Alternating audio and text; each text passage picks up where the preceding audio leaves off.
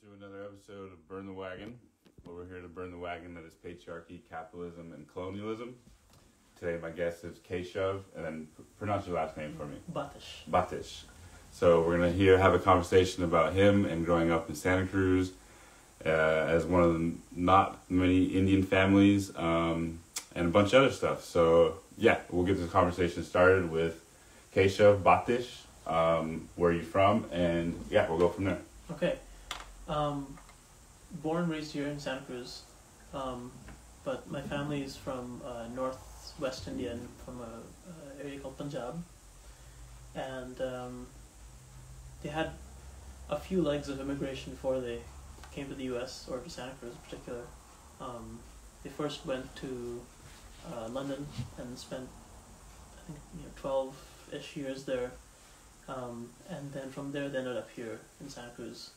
And now me and then I have 3 little sisters as well, so we were all kind of born in this community.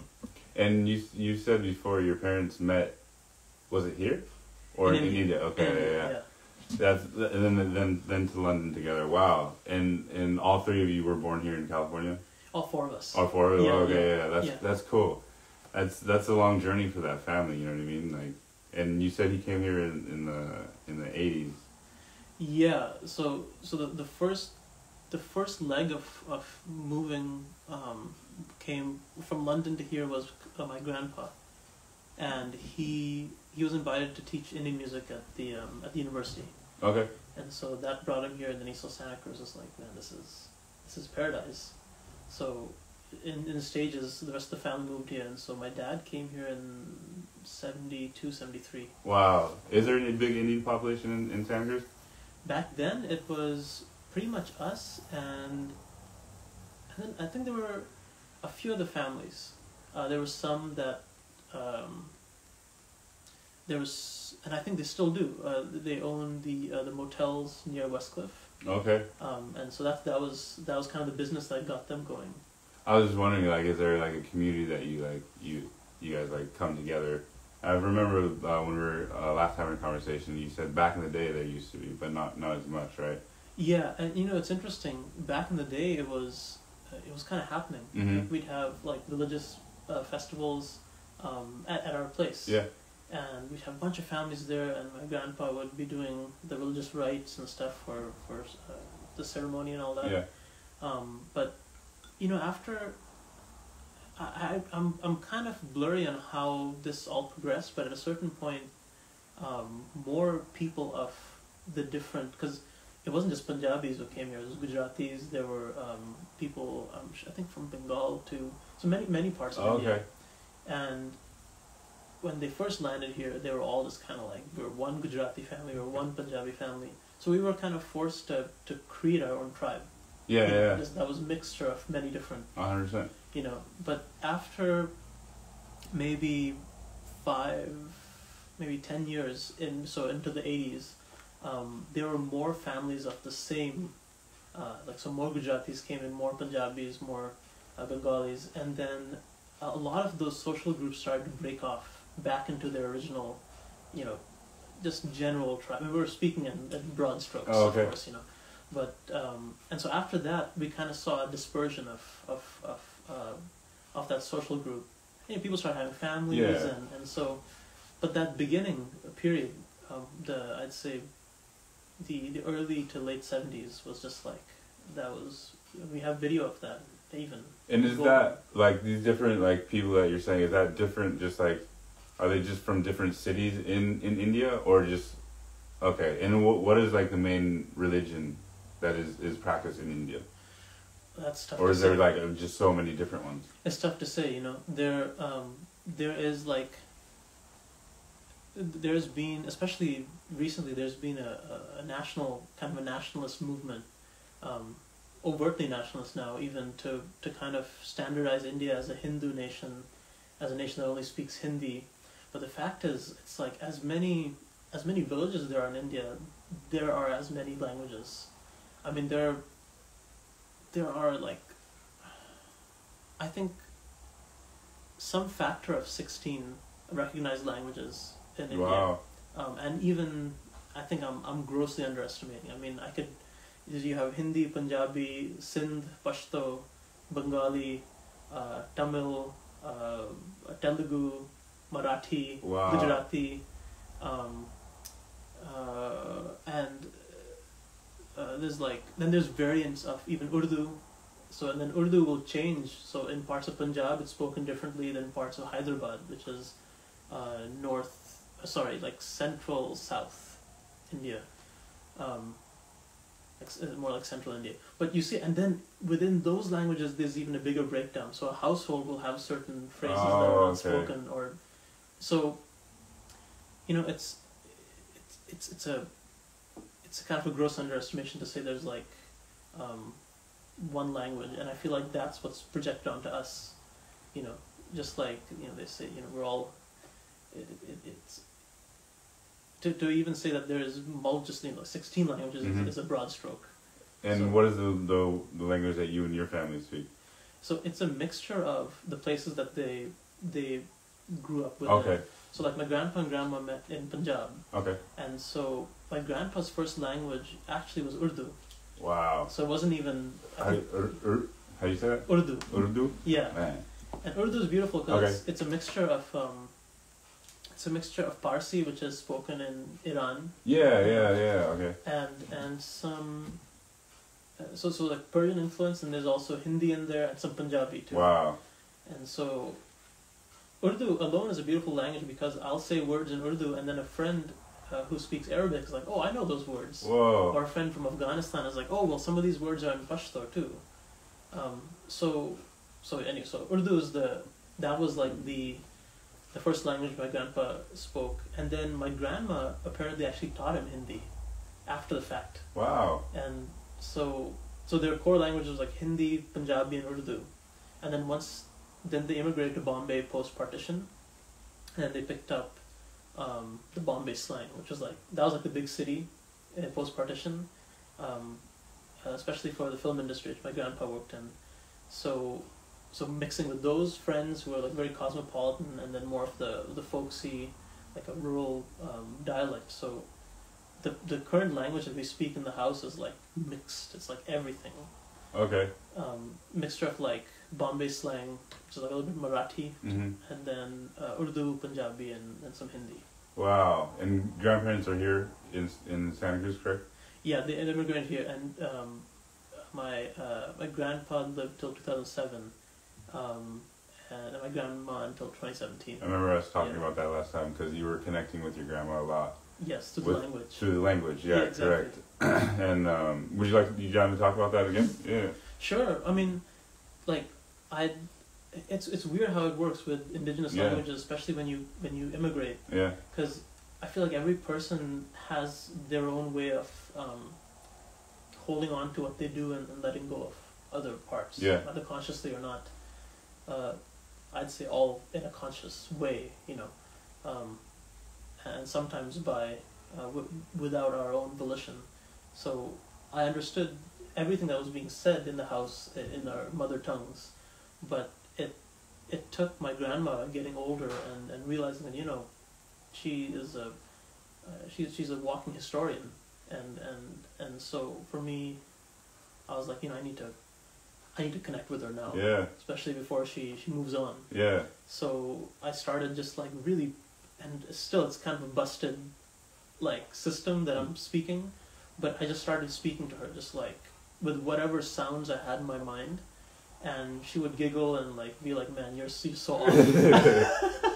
but she stuck with me, and she just kept speaking, and finally I kind of piecemealed together a language of whatever was being spoken in the house, and that kind of led to me being able to actually like not just understand it but speak it. So I'm grateful that she put that pressure on me. Yeah. Like in a spiritual way almost. It's kind of the same with me when I'm like learning the language from my mom. Yeah. She'll continue she'll say I'm saying it wrong even though I feel like I'm saying it the same exact way she's saying it. Yes. But then when we get around my aunt who's a little bit older, my aunt's a little bit softer with me. And and we'll all three be practicing together, and my mom will like kind of get on me like, get on me about it, but it's like my aunt would be like, no, he's saying it right, like he's doing it, you know, he's trying, like my mom's just like a perfectionist kind of like. Yeah. You know. So it sounds like, I mean, your aunt it's almost softening the blows too. Yeah, exactly. It's like making me feel a little bit better, you know what I mean? And you know, that's how it should be, because our, you know, the way, you know, these systems that you mentioned at the beginning, you know, dismantling, you know, colonialism, Yeah. patriarchy, these sorts of things, these are systems of oppression too, that are kind of hidden. And so I certainly feel like connecting through the maternal or the divine feminine that we see in our aunts and mothers, it's like, it's very soft and it's very special, because it holds us in a different way than this like hyper masculine thing does, you know? Yeah, absolutely, and that's what I'm trying to like kind of get rid of, this like holding on to these masculine things of life, because like growing up, if I look back, you know, like matriarchy has kind of run the family in my life. My mom is like my mom is the only person in my life, so like, and my aunts have always been the strongest people in our family, so like, yeah, it's interesting that like that we got to this point of like such masculine way of life, because yes. matriarchy has controlled at least my culture forever, mm-hmm. from the beginning of time. So mm-hmm. You know, there's a book called it was recommended to me through a mentor of mine, that's called Alphabet versus the Goddess. It's written by this dude named Leonard Schlein, who was like this neurologist in the Bay Area, actually.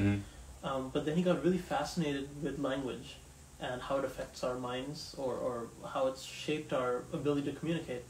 And he makes this really interesting argument about how,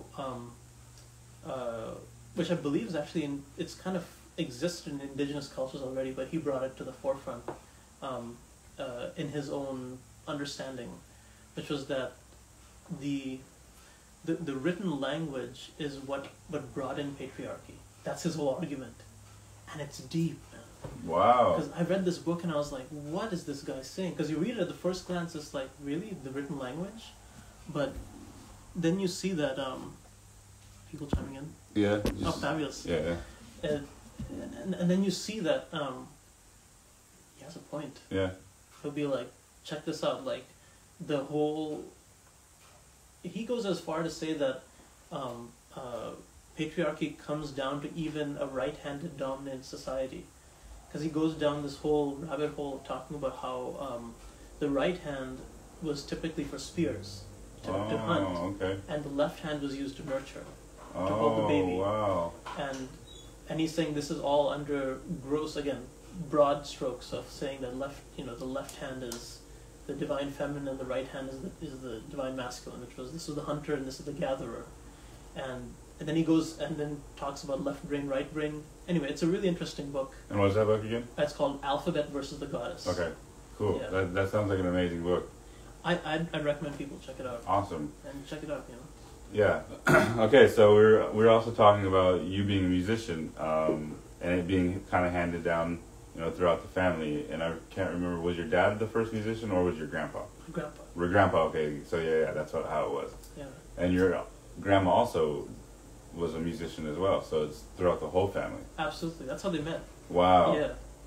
And in the film industry, in Punjab, which was in pre-partition Punjab. Mm-hmm.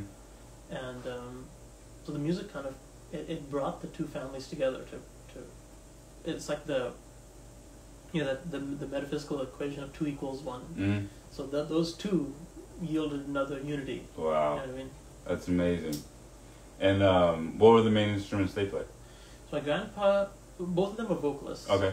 My grandma knew dholak as well, which is like a tree trunk hollowed out, and you put 2 heads on it, fixed with some animal hide strap, and the heads are also like goat heads. Okay. And so it has a very earthy sound, and it was mostly, it's kind of like a folk drum, so it's used to accompany. It's called satsang or kirtan.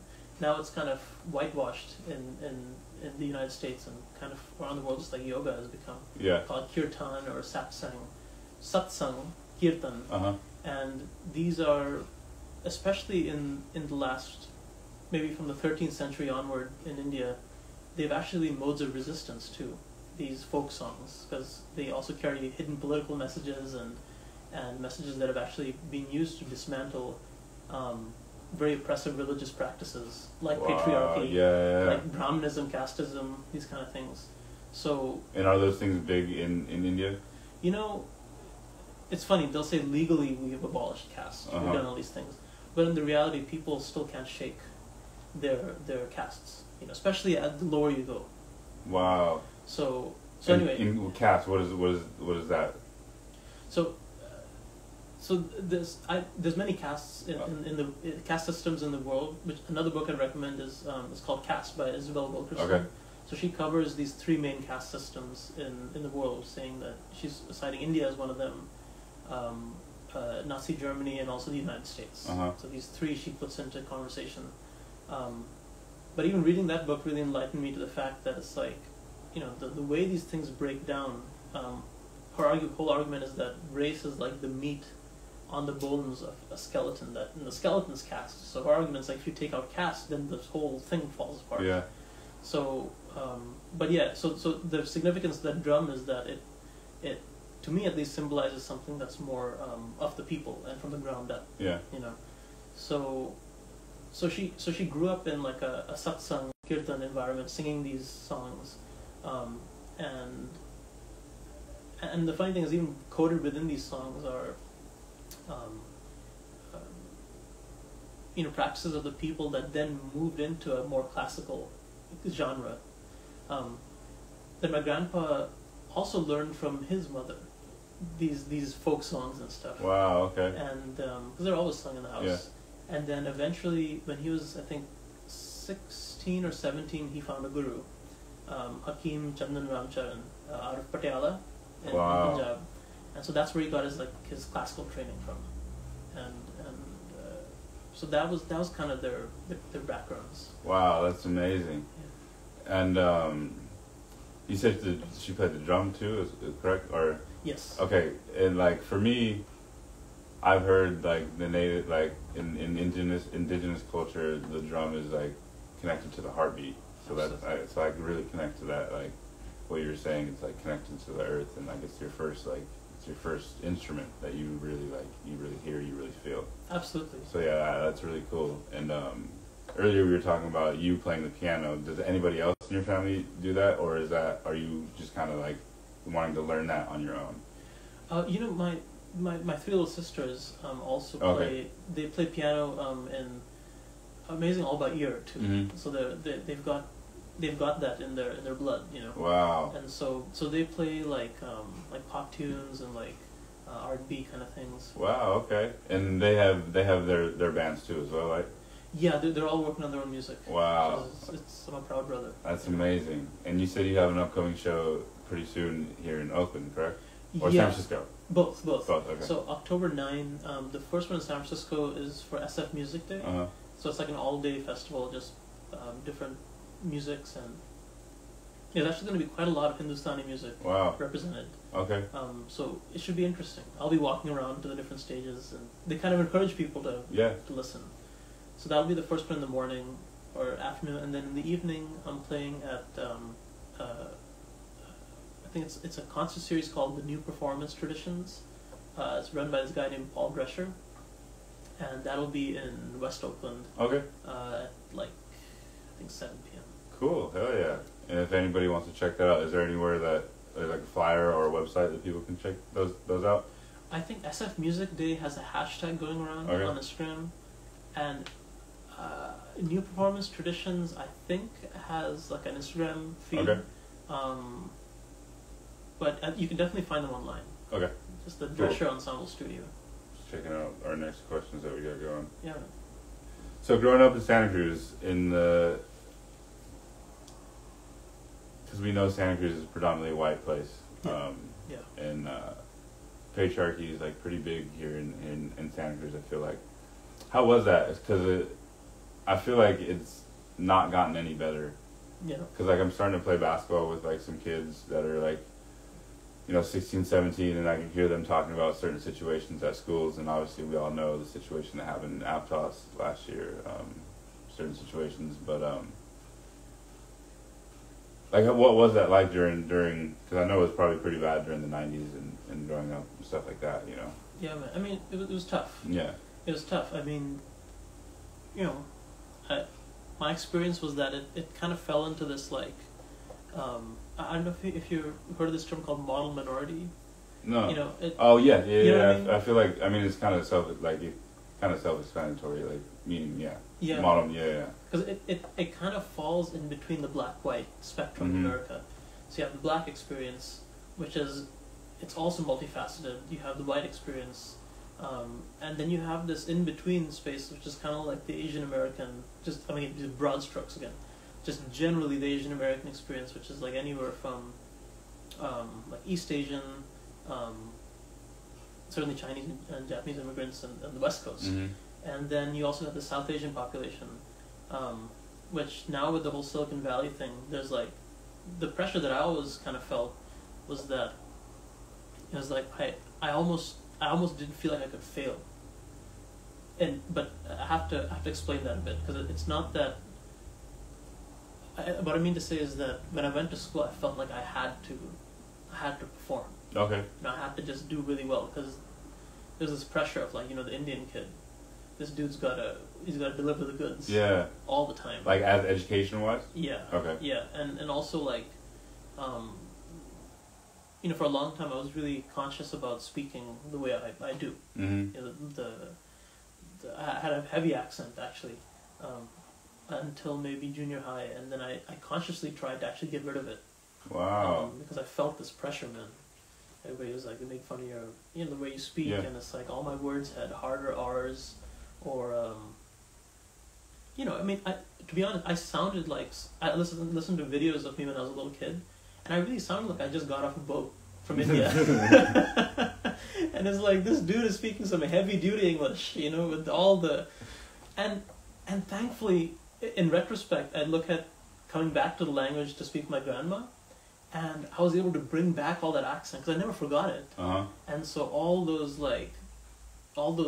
just those general Punjabiisms or Marathiisms, they came back, and I was like, thank God I didn't lose it. Yeah. But when I was growing up, I really consciously tried to get rid of it. No, I hear that, because like when I moved here to Santa Cruz, I was really like what we call rezzed out. Yeah. Like from I was like had a like thick reservation accent. I didn't know much about being off the reservation. So I really tried to like get away from that and talk in a certain way that's different. So I connect with that too. Being here is a little bit, because there's not very many indigenous people here. So it's a place that's, there's a lot of really cool people here. I don't like amazing people here. But there is a sense of like loneliness, just because I'm so far away from home, so far away from the people that I'm used to, Absolutely. Well, that's, if you think about, okay, I've been thinking of America as generally as this like, this occupied system, or no, sorry, it's a system of occupation, and it's like, aside from the indigenous people of this land, we're all on borrowed space. Yeah. We're all renters. We're all, and that, for me, that realization came rather recently, but it kind of became liberating, because then it's like, well, if we're all kind of occupied, then is there a way to take the predicament that we're in? Certainly the predicament I feel that I'm in, because like I was born on this land, but I'm not of this land. Yeah. But in a certain sense, it enables you to kind of find solidarity with people you would have never really, in a systematic way, would have never connected with. Yeah. Like those families from India. Yeah. It's like when they first came here and they were alone, they had to find each other. That's true. That's a very good point. So I feel like that's why I found you. And that's a very good point. Like recently being sober, like I found a really good community of people that like are doing the amazing things, talking about amazing things, and like you said, we found each other. Yeah. Like I wasn't expecting you to run into you that day at like Danny's birthday. Yeah. And like we rode home together from San Jose and just like had an amazing conversation. So it was like, wow, like that is true. That is like if we didn't get to this point of colonization, I don't know if I'd be here. I don't know if you'd be here. That's what I'm saying. Yeah. And it's like not to say, it's not to excuse what's happening. Yeah. But it is to take our circumstance of poison and turn it into medicine. Yeah, absolutely. At least for me. Yeah, 100%. Yeah, I can agree with that for sure. Yeah. We were talking about religion earlier, but is there any spirituality aspects from that you've gathered from your elders throughout your grandma or your grandpa throughout the years? Because I feel like it's a very spiritual country, India, correct? Yeah. Yes, I'd say so. With the caveat that there are a lot of people who, even from India, who misunderstand what I'd say religion from that which is religious, Mm-hmm. or spirituality from that which is spiritual. I have found there's a difference, and in some senses that difference is almost universal in terms of like misunderstanding.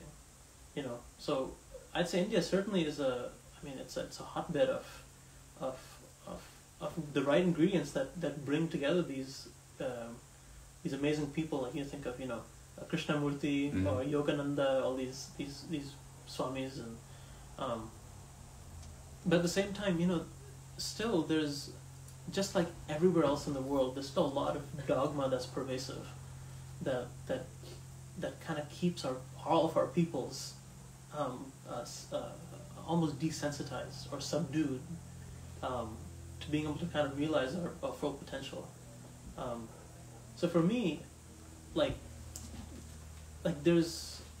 I can't divorce myself from my music. Mm-hmm. So the music is, for me,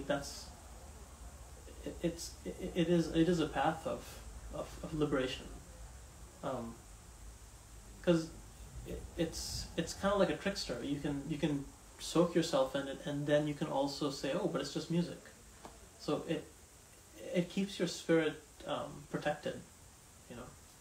Yeah, because you always hear about like bands like the Beatles. Oh, we went to India and like completely like changed our mindset. Yeah. So you always hear about stories like that. You know what I mean?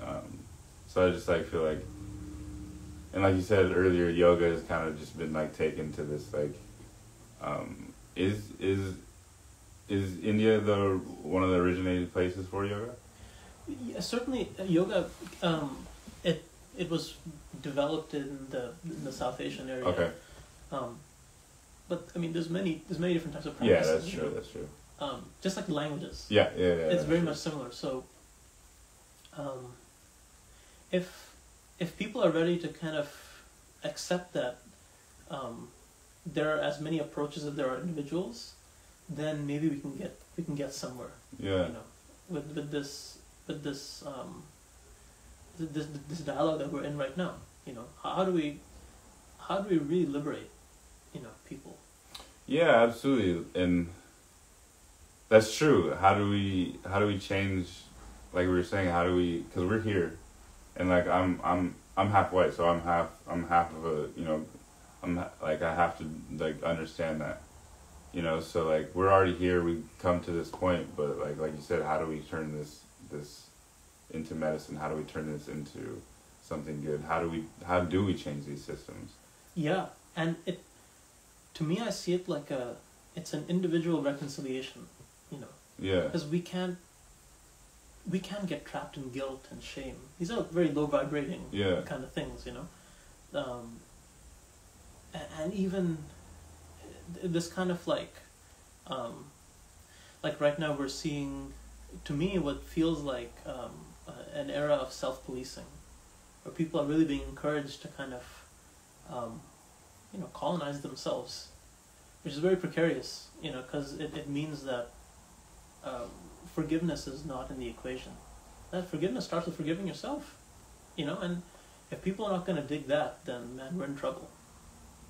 Yeah, because like being sober, honestly, I had to like really just like you're saying, just forgive myself for things that like I've done, you know, because like that's what the thing was. I was kind of like punishing myself and then continuing to drink. Yeah. So like once I was like, okay, like I'm this is what I've done, but I don't want to be that anymore. I want to move forward. I want to continue a different lifestyle. I really appreciate you coming on today. Yeah. I don't want to, I can't remember when we started. I don't want to run out of time. Oh, we're good. Yeah, cool. Okay. Cool. What was the next, did you have any topics that you wanted to bring up? Or have any questions that you wanted to ask me? Because I think actually that was all the questions that I had for you today. Okay. Well, I mean, we can continue on this, because I mean, you know, I my question for you is like, in starting this podcast, like, I'm sure you've assembled something of a community in itself. Absolutely, right? Yeah, 100%. So like, and I'd also be curious if people have, asked questions too from the community, for that matter. Let's see if any questions. Not so. What's your great question? How do we I can't read that. I'm all upside down. Reliberate ourselves. That's what it says. Oh yeah. Yeah. Yeah, and that's a good way to put it, because,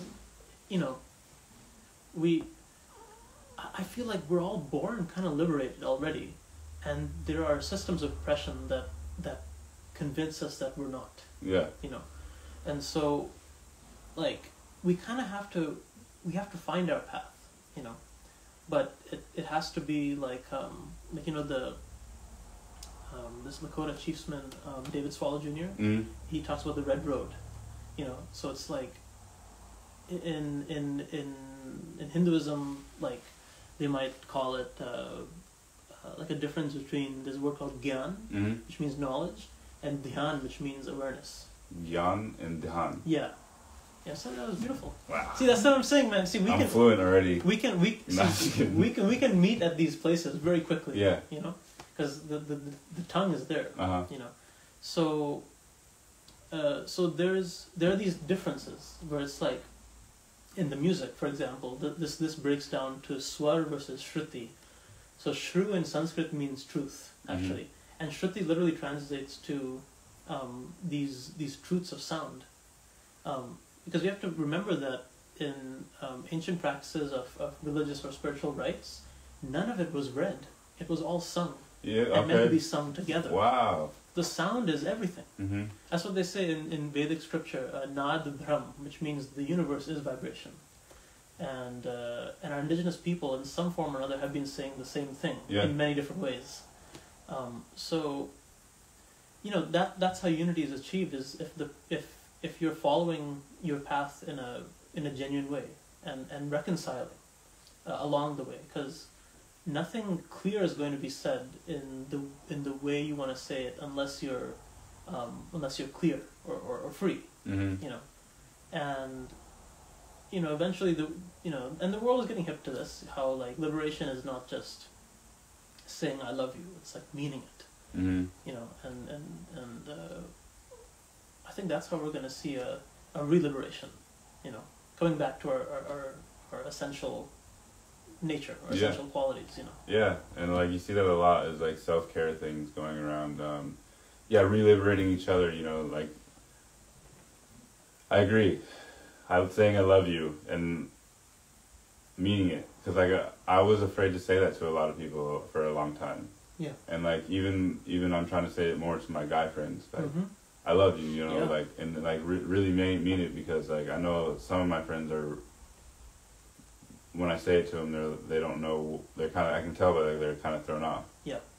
But like we need, like we were saying earlier, we need to get away from that toxic mask, because it's not like, I'm not saying I love you and I want to hook up with you and I want to kiss you and make out with you, because that's what most guys think. That's right. That's what most guys go straight to. But it's like, we have a friendship. Our friendship is a certain type of love. It's just not like a physical like love. You know? That's so poignant, because that's exactly what this is about. It's about relationship. Yeah. That's, to me, I mean, that's what music is all about. It's all about relationships. I mean, you can hit one note on a piano, and it can just, it sings, and at a certain point it decays. But if you hit two notes together, or hear them in relation to each other, then you have some sort of relationship. And at the most basic, and actually at the most complex too, it's all about relationship. Mm-hmm. Or somehow creating a bridge between this distance of self and other, So that's why to me it's like the more I can develop that process in the music, the more integrated it's going to sound, and the more integrated my life should become if I'm doing it right. And it's cool to like when you see these musicians on stage interacting with these relationships, and like one note's hit and like the guitarist or whatever. Yes. It's amazing seeing those relationships connect. Like music is so amazing. Yeah. It's another language, you know what I mean? Yeah, it is, and it is, and it is so much a part of our own language too. It just takes some. You kind of have to. You cannot separate yourself from it. It's like what you're doing right now. Like this is, if we're really doing it correctly, which I believe we are, mm-hmm. then we're not engaging in the gyan, we're engaging in the dhyan, the part of it that's always in the period of change, always in the period of movement. Mm-hmm. We got somebody who says music is universal love and how we connect. So. Yeah. And it's nice because it doesn't have any words per se. Yeah. You can definitely just have guitar, drums, and no lyrics at all, and just everyone can be like, okay, this is like, because like lo-fi is really huge right now. Yeah. And it's just like literally sounds. Yes. You know, making people feel just like at ease. Yeah, that's it, and that's the healing quality of it, right? Yeah, and that's amazing about music. Yeah. It's like it heals a lot of people, and going back to that the heart and the drum beat, it's like everyone has their own instruments inside of us. Mm-hmm. We just have to feel that certain thing. That's right. I mean, even as a drummer, I look at my own instrument, and it's funny. There's so many people who are not even ready to accept that the drum set is also, it is an assembled instrument. First and foremost, the bass drum is from the native drum. Like if you listen to old, like jazz music mm-hmm. too, or like swing mm-hmm. music, you hear like the ding ding ding ding ding cymbal beat, but underneath it there's a dum dum dum dum dum dum. And at least in my mind, that's indigenous, Yeah. That's it. It's the heartbeat, Yeah, it's amazing. All right, I think we're gonna cut it off right there. Yeah. I don't want to go over the time. I don't want to get cut off because this is a really good interview, and I've had interviews that got cut off and erased. Really? Yeah. So Instagram was hating that day. Okay. But I didn't do the prayer in the beginning, but I'm gonna do the prayer at the end. So anybody out there, I want to send love to anybody out there that's suffering from domestic violence issues. I want to send love to anybody that's suffering from mental health issues. I want to send love to yourselves for being here today. I want to send love to any of our ancestors or loved ones that have passed on to the spirit realm. And lastly, I want to send love to our precious Mother Earth. We are on Amamutsan territory, a place once called the Red Abalone. And I want you guys to send love to your, wherever you guys are at, the territories you're at. So yeah, thank you very much for being here today, Keshav. Keshav. Thank you for having me. Yeah, dude. I keep messing up on that pronunciation of your name. Batish, right? Is the last name? Mm-hmm. I'm fluent now. No, that's it, man. That's it. I thank you really much. I really appreciate it. And yeah, dude, I hope you best of luck in the music that you got coming, the shows that you got coming up. And I definitely want to stay connected with you, you know what I mean? Because this was an amazing conversation. Yeah. And everybody out there, definitely follow him to check his music out and anything he's doing. And yeah, thank you guys. I really appreciate it. Peace and love.